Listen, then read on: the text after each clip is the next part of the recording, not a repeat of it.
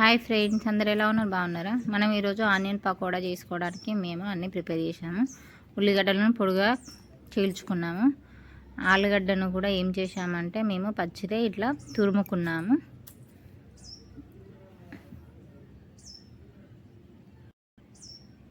ఇవన్నీ ఇప్పుడు మంచిగా ఒక బౌల్లో వేసుకొని కలుపుకున్నాము.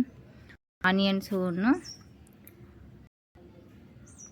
ఆలుగడ్డ రెండింటిని మిక్స్ చేసుకొని మంచిగా కలుపుకోవాలి. రెండు మంచిగా కలుపుకున్న తర్వాత ఇందులోకి ఇప్పుడు మనము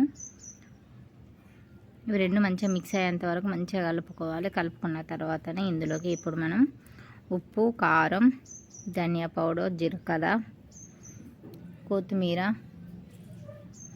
ఇవన్నీ ఇందులో ఇప్పుడు వేసేసుకుందాం. ఉప్పు, కారం వేసి మళ్ళీ అన్నీ కలుపుకుంటాను. లాస్ట్గా ధనియా పౌడర్ తర్వాత పిండి వేసుకుంటున్నాను. ఇవన్నీ కలిపిన తర్వాత శనగపిండి ఉంటుంది కదా, శనగపిండిని ఇందులో వేసుకుంటా మంచిగా కలిసే వరకు మంచిగా కలుపుకోవాలి.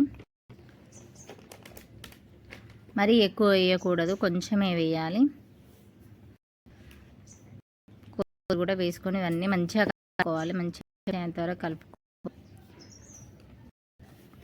కలిసిన తర్వాత హీట్ చేసుకోవాలి. ఒక్కొక్కటి ఇప్పుడు మనం వేసేసుకుంటాం. చూసారా, పొడి వేసిన తర్వాత వస్తుంది. తర్వాత ఆనియన్స్, లెమన్స్ ఇవి కట్ చేసుకొని తింటున్నాం.